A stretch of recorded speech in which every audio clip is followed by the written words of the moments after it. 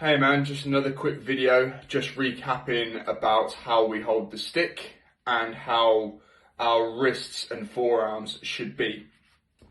So, I remember we were talking about the fulcrum. That's the most important part of holding the stick. Fulcrum, make sure that's nice and relaxed and you can do this with it. Both hands, blah, blah, blah.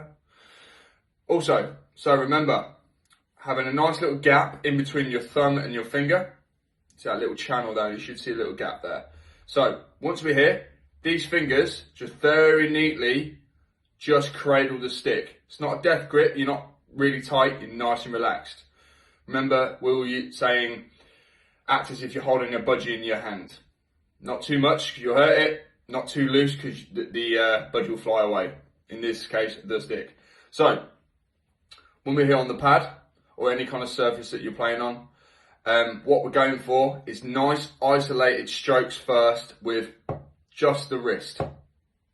From the side would be that. We're going to try and keep our forearms as still as possible. Yes, you will naturally be having some forearm movement when you're playing, but we just want to make sure we're isolating the wrist first of all. We're going to get this down. I'm going to get this perfect. Just that hinge there, yeah? Cool. So, all I want you to do is just in between each hand, just go up, down, up, down, up, down, up, down.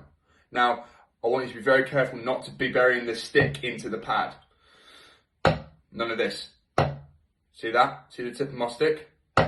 Not burying into the pad. Way too much energy is being used to drive and stay there.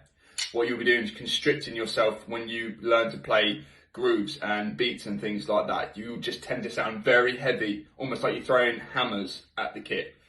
We don't want to do that. We just want to do nice, soft, single strokes, yeah? Also, make sure, look, see that? There's about an inch there, 2 inches of space. After I strike the pad, come down, let the rebound, bring it back up. That's where we reset, yeah?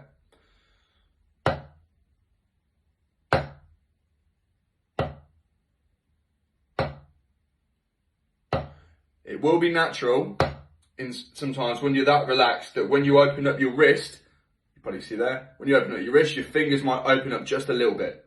That's okay. If you find that you're getting comfortable and you can allow that to happen. In the meantime, just try and make sure we're just cradling the stick with our last 3 fingers there. Yeah? Nice and slow. Remember, we're trying to learn a new habit here. So the slower you go with this exercise, the more it will become deep ingrained in your brain. And then next thing you know, you won't have to think about it. When you pick up the sticks, you'll go, right, there we go. Remember, let's not go fast with this. Take all the time you need, even if it's